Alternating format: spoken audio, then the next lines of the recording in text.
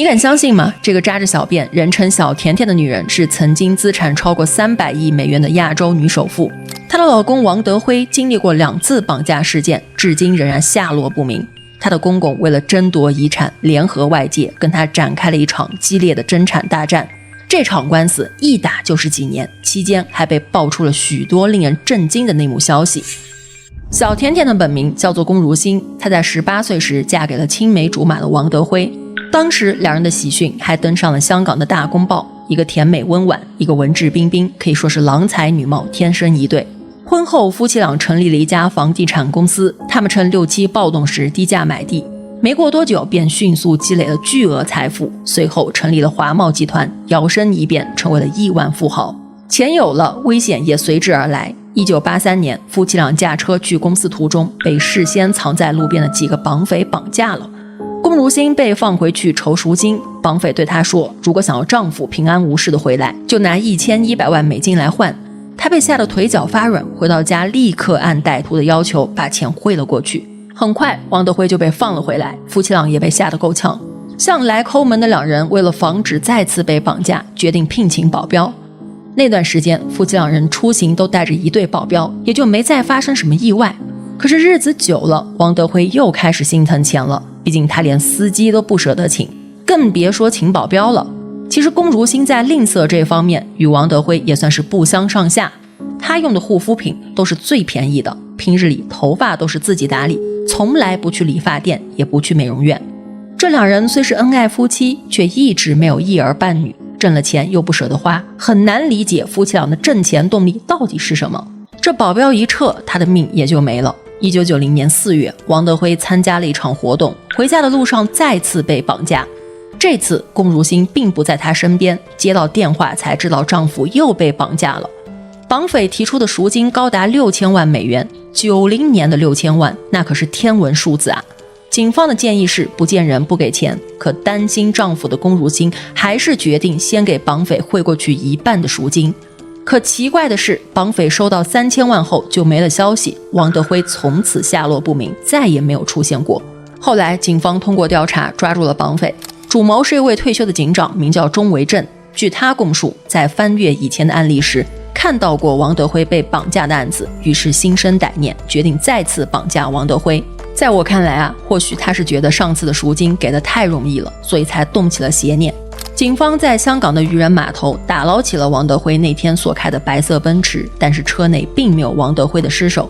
根据绑匪交代，王德辉被他们带到公海后扔进海里了。人们都认为王德辉必死无疑。事情发展到这里本该告一段落了，可谁曾想真正的重头戏才刚刚开始。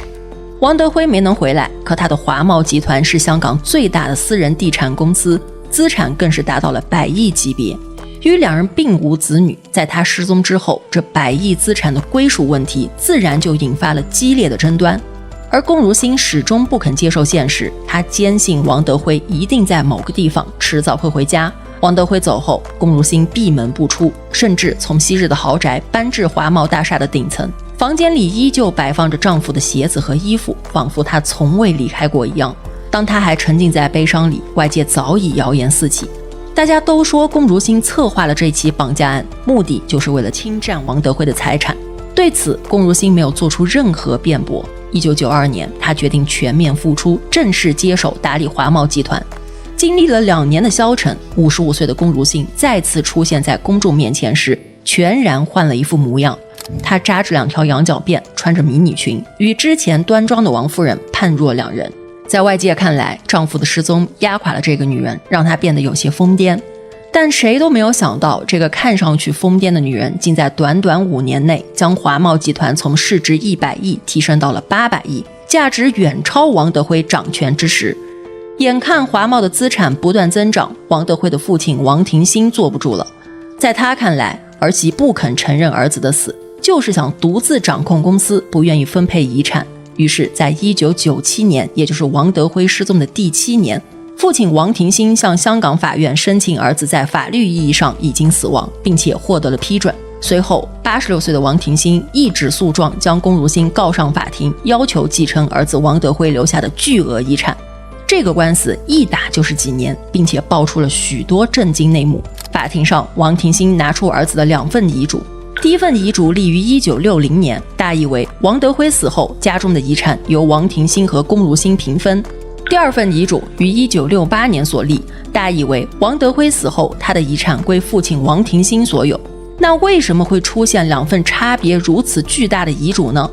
根据王廷新的说法，王德辉之所以写2份遗嘱，是因为1968年时他发现妻子出轨，一气之下就将遗产归为父亲所有。按照香港法律，当出现多份遗嘱时，通常以时间较晚的那份为准。照此看来，龚如心很有可能1分钱都拿不到。面对这样的结果，龚如心自然不会甘心，她向法院解释，当初的确婚姻出现了问题，但是她和丈夫早已和好如初，并且她向法院表示自己也有1份遗嘱。而这份遗嘱是王德辉在1990年3月12日所写，遗嘱内容上表示，如果王德辉遭遇不测，遗产全部归龚如心一人所有，并且在遗嘱的最后一页上还写着 One Life, One Love。如果按照这份遗嘱，不论是内容还是时间，龚如心继承遗产似乎没有太大悬念。但问题恰恰就出在这里，这份遗嘱是王德辉被绑架前所立下的，难道他预感到自己将遭遇不测？而且这份遗嘱的见证者也并非律师，而是他们的管家。虽然管家去警局做了口供，但不久后他就神秘失踪了，至今都毫无音讯，下落不明。面对这种局面，公媳俩在法庭上据理力争，互相泼脏水，指责对方手中的遗嘱造假。公公王廷新为了证明儿媳遗嘱造假，不惜重金聘请美国权威笔迹鉴定专家。值得一提的是，当时香港黑白两道不少人凑钱给王廷新打官司，而他们提出的条件是，倘若官司胜诉，王廷新必须拿出20亿分给他们。经专家鉴定，龚如心手中遗嘱的签名是伪造的，并非王德辉本人所签。此消息一出，舆论一片哗然，甚至大部分人都认为王德辉被绑架是龚如心一手策划的。王廷新还在法庭上提供了更多的证据，证明龚如心曾跟其他男人一起去过台湾，甚至还偷偷吃过避孕药。可王德辉身体有问题，不具备生育能力。也正是这个原因，导致王德辉后来变更了遗嘱，并且将这份遗嘱锁在了保险箱里，钥匙则交给堂兄弟保管。保险箱里一起被锁着的还有王德辉跟其他女子的亲密合照。曾经被香港媒体视为模范夫妻的他们，背地里竟然各玩各的，各自有着不为人知的一面，这也难免令人唏嘘。2002年，香港法院判决王廷新胜诉，而龚如心将面临牢狱之灾。因为在香港伪造遗嘱可是大罪，一旦被定罪，龚如心将面临10几年的牢狱之灾。随后龚如心提出了上诉，但2审结果仍以失败告终。2004年，案子被移交至香港终审法庭，龚如心专门从内地请来了泰斗级笔迹鉴定专家许立根。经过大量的分析后，专家确定龚如心所持遗嘱的4页签名都是王德辉亲笔。他不仅洗脱了造假嫌疑，还顺利继承了王德辉的全部遗产。但可惜的是，龚如心刚刚赢得了官司，就被查出卵巢癌晚期。实际上在打官司期间，他就已经感觉身体不适，但他太过固执，非要打赢官司才肯就医。谁知首次检查就收到了坏消息，在经过1年多的治疗后，最终在香港养和医院去世。随着龚如心离世，遗产继承又成了问题。虽然龚如心在2002年时立下遗嘱，将遗产归为华茂集团基金会，但因为遗嘱内容写得不清不楚，导致华茂集团的股权一直无法归入。而这时又跳出了一位风水大师，自称有龚如心的遗嘱，再次引起了一场官司。那这位手持遗嘱的大师和龚如心又是什么关系呢？原来在王德辉失踪后，龚如心坚信只要没有见到丈夫的尸体，她就一定还活着。通过正规途径找不到丈夫，她便把希望寄托在风水师身上。而这位风水大师就是陈正聪，他比龚如心小了整整22岁。他不仅为龚如心布局风水，还对她关怀备至。龚如心那雷人的麻花辫就是他的主意。由此可见，他已经完全赢得了龚如心的信任。在龚如心消沉的2年里，他陪在身边，四处寻找王德辉的下落。两人之间的关系也从最初的信任演变成了暧昧不清。傍上了这位女富豪，她自己摇身一变也成了富豪，身上的衣服都换成了名牌，出行也都有豪车相随。据说她从龚如心那里拿走了几10亿，然而她却仍不满足，竟然伪造遗嘱，妄想继承龚如心的巨额遗产。最终他因为伪造遗嘱被送进了监狱，而华茂集团的股权至今无法归入到华茂集团基金会。